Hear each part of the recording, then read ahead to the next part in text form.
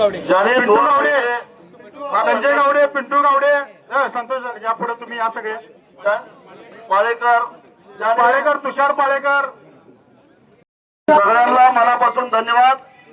आणि आता कसलाही काही धोका हे फक्त 2 दिवस आम्ही सरकारला मदत देतोय, जास्त नाही।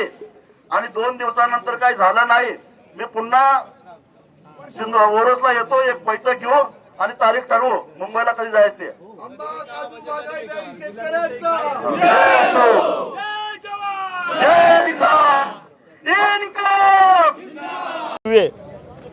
सरकारनं मदत जाहीर केली नाही तर पुन्हा ओरोसमध्ये एक व्यापक बैठक घेऊन त्या दिवशी मुख्यमंत्री कार्यालयावर धडक द्यायचा निर्णय घेतलेला आहे आणि ती तारीख आम्ही 2 दिवसानंतर जाहीर करू।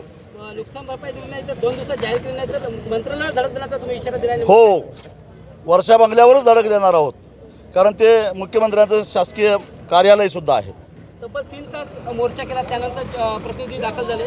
कसं बघता, सरकारने दुर्लक्ष केल्याचं वाटतं का तुम्हाला? सरकारनं सुरुवातीला दुर्लक्ष केला, पण शेतकऱ्याचं उग्र स्वरूप बघितल्यानंतर सरकारला झुकावं लागलं आणि स्वतः जिल्हाधिकाऱ्यामार्फत सरकारनं आमच्याकडं हा प्रस्ताव दिला।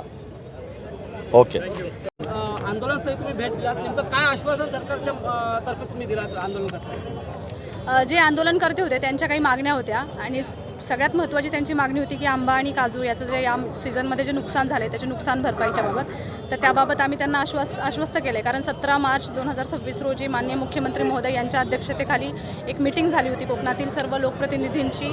तसेच त्या मीटिंगला आपल्याकडचे मंत्री महोदय होते, आपले पालकमंत्री महोदय होते, त्याच पद्धतीने आपल्याकडचे खासदार महोदय वगैरे होते। तर ह्या सगळ्या मीटिंगमध्ये जे आश्वस्त केलं गेलं होतं मुख्यमंत्री महोदयांकडून की अधिवेशन संपण्यापूर्वी नुकसान भरपाई जाहीर करू, तर त्या बाबतीत मी त्यांना अवगत केलेलं आहे आज। तसेच त्यांचे इतर काही मुद्दे होते की जसं बोगस खते आणि औषधांच्या क्वालिटी कंट्रोलबाबत, तर त्यासाठी देखील मी त्यांना आश्वस्त केले की आम्ही भरारी पथकांची संख्या वाढवू आणि ज्या काही लेखी तोंडी तक्रारी प्राप्त होतील त्या अनुषंगाने आम्ही योग्य सखोल चौकशी करून कारवाई करू।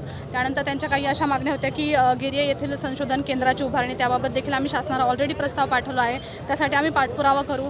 हमी भावाच्या बाबतीतलं त्यांचं मागणी होती, तर ती देखील शासन स्तरावरतीचा विषय आहे, तो देखील आम्ही शासनाला आमचं म्हणणं मांडलेलं आहे, त्यानुसार त्याचा पाठपुरावा करू।